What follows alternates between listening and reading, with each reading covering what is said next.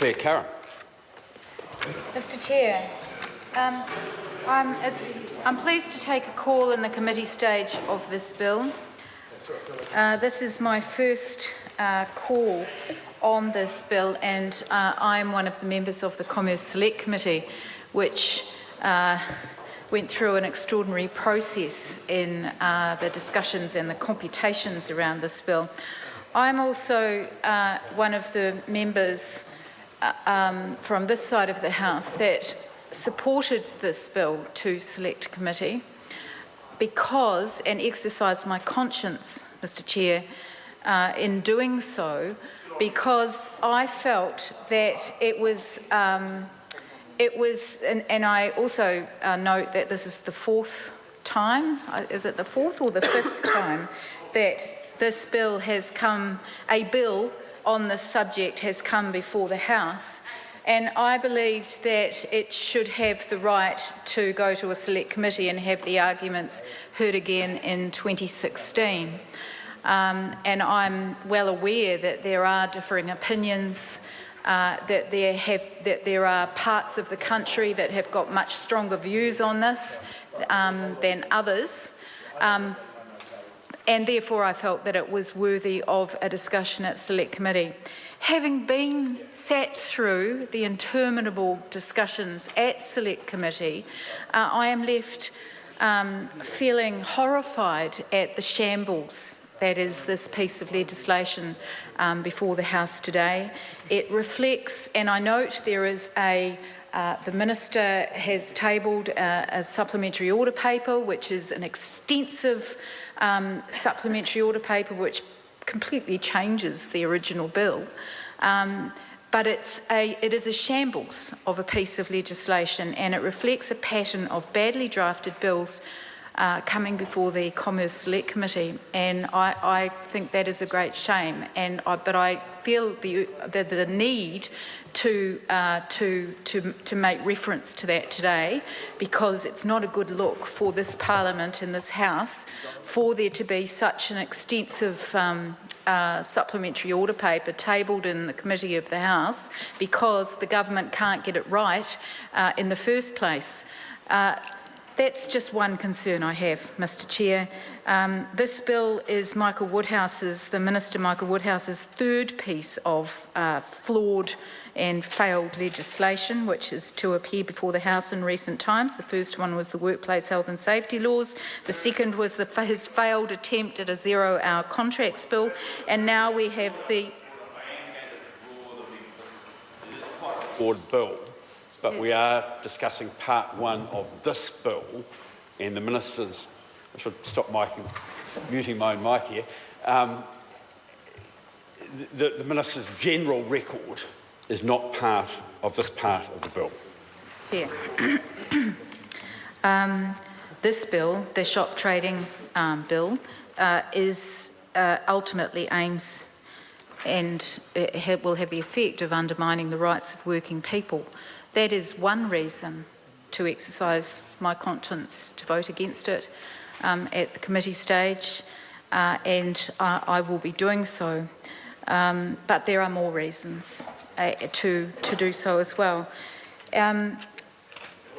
So, Mr Chair, the second reason that I've got major concerns with this bill, and which is outlined in part one and certainly evidenced by the massive SOP before the House today, is that the government has missed an opportunity to show national leadership on this and actually impose a requirement for a policy change across the country rather than leaving it up to local bodies.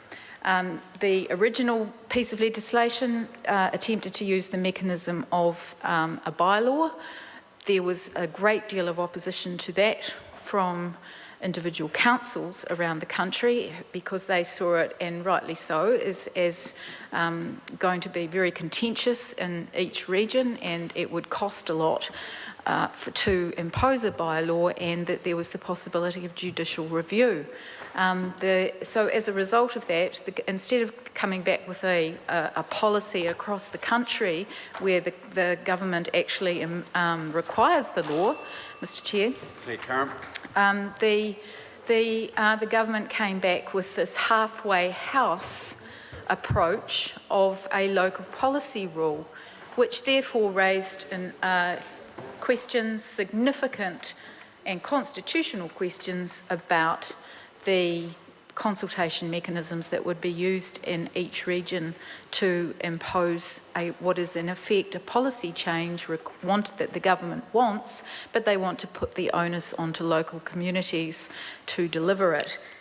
Again, that is a reason to oppose it and to exercise my conscience to do so, and that is what I will be doing. The third reason that I have concerns is that the whole, and this came out in evidence, Mr Chair, before the Select Committee, is that this is not, this bill bill is unlikely to be enforced. And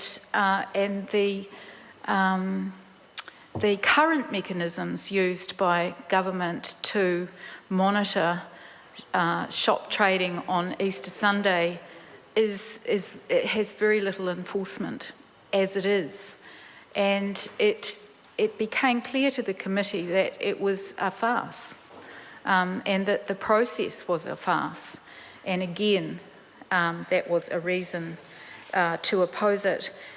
The fourth reason is the dilution of workers' rights and the removal of ability, as I know that a number of my colleagues have already spoken about, is to dilute their right to have valuable time off with their families.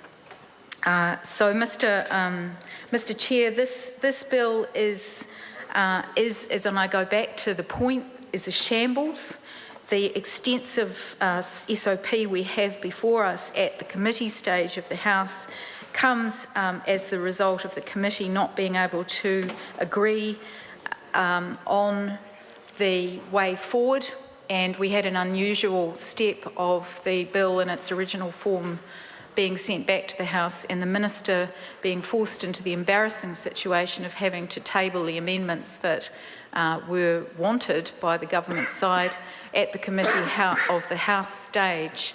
They are, it's a halfway house approach to a piece of legislation. It was a shambles from start to finish. There were calls from significant local bodies, the Wellington City Council, the Auckland City Council, Christchurch City Council, for the government to take a national approach to this. And if they want the law to change, then they should change it themselves rather than requiring local government to take the burden on themselves. That is not what we've ended up with. We've ended up with an inadequate, flawed piece of legislation, which is the modus operandi of this Minister. The Honourable Michael Woodhouse.